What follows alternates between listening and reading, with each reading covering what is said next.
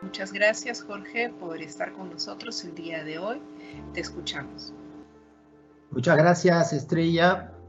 Muchas gracias, muy agradecido también a la invitación del Ministerio de Educación para poder compartir con los y las docentes universitarias peruanas para apoyarles en este complicado tránsito hacia la transformación digital que parte, como ya han dicho los expositores anteriores, parte de una transformación cultural.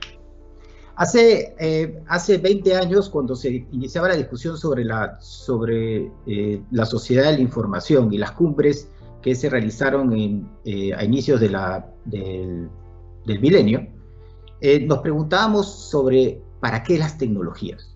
Y esa pregunta sigue siendo vigente, especialmente ahora que estamos durante la pandemia, muchos nos hemos visto forzados a utilizar tecnología para todo, para hacer compras, para hacer pagos, para ir a clases, para todo. Entonces, hoy día incluso esa pregunta sigue siendo relevante. ¿Y por qué decimos esto? Porque la importancia de utilizar las tecnologías con un objetivo de desarrollo, como es, por ejemplo, el tema de la educación, ya venía siendo discutida desde inicios de siglo. Yo traigo aquí una guía Ofelia, es un documento elaborado por Ricardo Gómez y Benjamín Casadiego como resultado de una reunión de expertos en temas de desarrollo, en temas de tecnologías para el desarrollo, que se realizó a inicios de siglo. Y claro, lo que ellos nos decían, como conclusión de esta reunión, es un conjunto de recomendaciones sobre lo que sería la implementación de las tecnologías de la información para el desarrollo. Primero nos decían, tienen que plantear soluciones concretas, soluciones a problemas reales de la población. Tiene que trabajar al ritmo de la comunidad. No son usuarios finales, son participantes en el proceso de transformación. Tienen que trabajar aprendiendo de los errores, porque nada está escrito, no hay recetas mágicas ni tampoco balas de plata que ineludiblemente van a tener éxito. No, vamos a fracasar en el camino y vamos a fracasar varias veces. Entonces tenemos que ser tolerantes a los errores y debemos aprender de los errores. Nos hablaba también de localizar la comunicación. Localizar es decir, hacerla local, traer lo global hacia lo local, como también ha sido dicho anteriormente por el doctor Cervantes. Es muy importante preservar esa localización. Hay que también trabajar desde una perspectiva de equidad de género y de inclusión también en general, porque si no estamos generando un proceso de desarrollo desigual, estamos ampliando las brechas y estamos generando un problema más grave para la sociedad. También nos decían que había que hablar con voz propia. Los propios actores de este cambio son los que tienen que comunicarlo. Y que había que generar nuevos conocimientos y compartirlos en red. Estas eran recomendaciones que salieron de una reunión en Cajamarca hace 10 años y que aún son muy vigentes y las traemos hacia la educación. Tenemos que plantear soluciones concretas para la educación. Tenemos que trabajar al ritmo de la comunidad docente y estudiantil. Tenemos que aprender de los errores y tenemos que seguir intentando. Tenemos que localizar la comunicación, adecuarla al contexto en el cual nosotros estamos trabajando, de nuestras universidades, de nuestras ciudades, de nuestros países. Tenemos que trabajar todavía temas de equidad de género que siguen siendo una brecha muy, muy importante y que de hecho se calcula según un informe del Foro Económico Mundial que hemos retrocedido 25 años en el 2020 hemos retrocedido 25 años en lo que habíamos ganado en términos de equidad de género. Es decir, estamos en el siglo pasado con ese retroceso. Hay que hablar con voz propia, y la voz propia la tienen que tener los docentes, la voz propia la tienen que tener los estudiantes. Hay que abrir entonces la oportunidad para que los docentes compartan y muestren lo que están haciendo. Y hay que generar nuevos conocimientos y compartirlos, que creo que es uno de los elementos fundamentales de lo que se está haciendo incluso ahora desde el portal Conectados. Las tecnologías son, al fin y al cabo, una amplificación de las capacidades individuales y colectivas. Las tecnologías por sí mismas no traen soluciones ni resuelven problemas. Son las personas, utilizando la tecnología, quienes resuelven problemas. Pero para que estas personas puedan utilizar bien la tecnología y generar la transformación que estamos esperando, necesitamos tener las competencias necesarias. Y ahí es donde viene el vínculo importante con lo que implica la transformación de la educación a través de esto que se ha venido a llamar la virtualidad. El primer cambio que tenemos que resaltar es el cambio de la distancia. Y siempre habíamos planteado el tema de la educación a distancia como, ok, ¿la distancia entre qué? Entre el docente y el estudiante. Cuando en realidad no es la distancia más relevante. La distancia más relevante es la distancia entre el estudiante y el aprendizaje.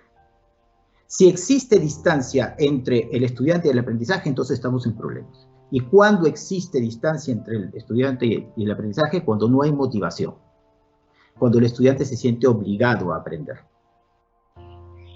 Entonces, está en el aula, pero realmente está en otro lado.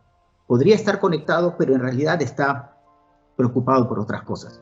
Si no generamos la motivación necesaria para que el estudiante se acerque y tome el control de su proceso de aprendizaje, entonces estamos manteniendo una distancia que es mucho más grave que aquella que podemos medir en kilómetros.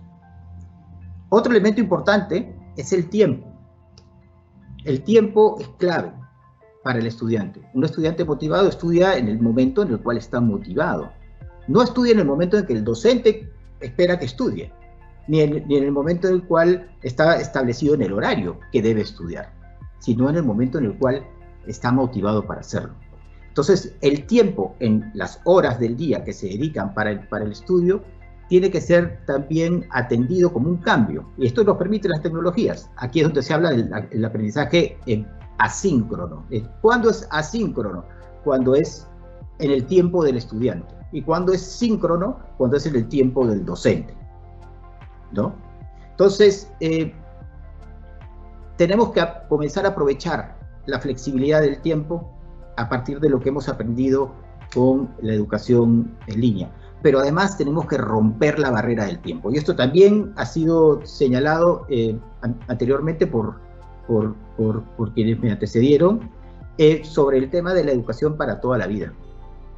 Y es que la educación había estado planteada como que para ciertos momentos de la vida de las personas. En esos momentos, el momento, por ejemplo, durante la juventud, es cuando uno estudia la educación secundaria o posteriormente la educación universitaria y después a lo mejor algún posgrado o educación técnica también, ¿no? Entonces hay un momento para aprender y hay otro momento para no aprender, digamos, para seguir, para el ejercicio profesional. Ese paradigma se ha roto. Ahora el tiempo es toda la vida. Entonces no solamente tenemos que romper la barrera del tiempo en horas, del momento en el cual el estudiante se dedica a aprender, sino la barrera de los años, porque ahora somos estudiantes toda la vida. Y esto tiene que ver principalmente con algo que ya había señalado. Tenemos que romper la barrera, la barrera también de la atención. Se dice que los jóvenes no le prestan mucha atención a la educación. Y que hay acciones, y por eso incluso en algunos lugares, bueno, antes de la pandemia se les quitaba los celulares, pero ahora no le podemos quitar los celulares porque están en sus casas. Entonces, se distraen mucho. Ahora la pregunta es ¿por qué se distraen? Si se distraen es porque hay otra cosa que les interesa más. Y si hay otra cosa que les interesa más es porque no están motivados por aquello que nosotros estamos trabajando. Quedan 3 minutos. De acuerdo. Entonces, la motivación es clave para ello. Y también el tema de la diversidad. La educación como la tenemos ahora nos está permitiendo conectar personas fuera de los espacios de la universidad y por lo tanto nos está permitiendo conectar una diversidad de participantes al proceso educativo. Aprovechemos esa diversidad. Muchos piensan que es una dificultad, porque yo prefiero que todos sean iguales, para que todos me entiendan igual. Y no, al contrario, lo que necesitamos es aprender de esa diversidad. Entonces explotemos esa diversidad en el trabajo con nuestros estudiantes y generemos una lógica de individualismo en red y de colaboración, como nos propone Cristóbal Cobo y Hugo Pardo de Outliers School en un documento publicado el año pasado cuando inició la pandemia. Y es construir redes de aprendizaje con los estudiantes y aprovechar que están en sus casas para darle más valor al proceso educativo. Y finalmente, algo que también se mencionó aquí es hay que variar la manera como evaluamos, ¿no? Que está muy centrada en la calificación y el control, y pasar a una evaluación más de desarrollo de competencias, donde participen también los estudiantes y se haga una evaluación continua del avance. Miremos el proceso y no solo el resultado. Ahora voy a pasar rápidamente unas láminas sobre lo que han sido los resultados del estudio de competencias digitales llevado a cabo hace un mes por MetaRed Perú. Y me voy a concentrar en las 4 últimas dimensiones de las competencias para los docentes. Formar a los estudiantes para el manejo de información. Para los docentes, se ha logrado un avance importante, y aquí lo que tenemos para motivar, y aquí un poco para ir hacia los consejos sobre el cómo motivamos el desarrollo de esta competencia, precisamente alentando esa curiosidad que ha sido mencionada anteriormente. Los estudiantes son curiosos. Hay que plantearles problemas, enigmas, que ellos busquen resolver. La comunicación también es una competencia fundamental. Y los jóvenes se comunican a través de miles de herramientas, ¿no? De manera escrita, de manera verbal, a veces haciendo fonomímica en los TikToks, y etcétera. Aprovechemos esas capacidades que tienen nuestros estudiantes y generemos múltiples formatos para que entreguen sus trabajos y participaciones. Y que también utilicen las herramientas digitales para crear. Esto es algo que se ha desarrollado muchísimo, por eso es que aparece en el nivel 3 del desarrollo de la competencia, según los 6.500 docentes que participaron en esta encuesta. El uso responsable sí es un punto pendiente. El uso responsable de las tecnologías, que es lo que les va a permitir a estos estudiantes convertirse en ciudadanos de esta sociedad de la información, de esta sociedad digital, es clave. Entonces debemos trabajar mucho eso. Y finalmente, algo que también se ha mencionado, trabajar con los estudiantes la solución de problemas concretos, problemas que aplican a su realidad, a sus contextos. En un artículo publicado recientemente en la revista Conexión de la Universidad Católica, el mismo Ricardo Gómez retoma lo que planteó hace 20 años en la carta a la tía Ofelia. Y en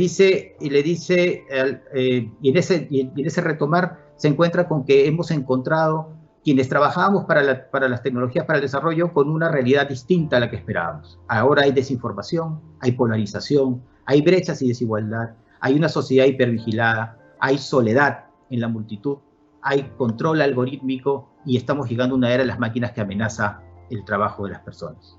Sin embargo, tenemos que seguir optimistas, nos dice él, y tenemos que diseñar el futuro. Y plantea diseñar como una combinación entre diseñar y soñar para poder construir el futuro que nosotros esperamos para la educación. Aquí les dejo algunas fuentes donde se encuentran todas las fuentes que han sido referenciadas en este trabajo y nada más agradezco el tiempo.